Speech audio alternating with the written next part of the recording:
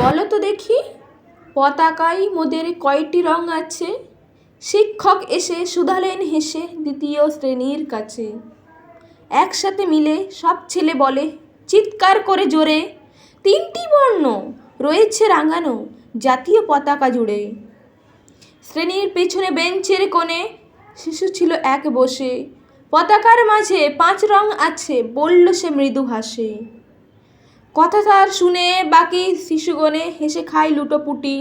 শিক্ষক রেগে বলেন হেঁকে, বোঝাও কি করে 5টি? মাথা নিচু করে ভয়ার্ত স্বরে সরল শিশুটি বলে, ওপরে গেরুয়া, মাঝখানে সাদা, সবুজ আছে তার তলে, আর আছে আঁকা গোলাকার চাকা, নীল রং আছে এতে। শিক্ষক বলে, এটিকে ধরলে তবুও হচ্ছে 4টে।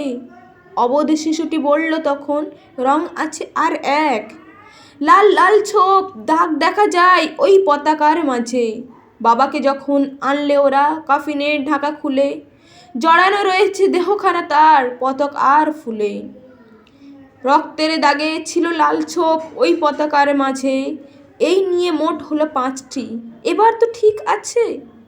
সরল শিশুটি জবাবখানি কাঁপিয়ে দিল বুক, অশ্রু এলো নয়ন ভরে, শুকনো হলো মুখ।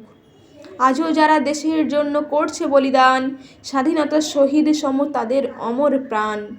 হয়েছে স্বাধীন, পেরিয়ে গেছে 70টি বছর, দেশ বাঁচাতে যাচ্ছে যে প্রাণ, রাখছে কি তার খবর?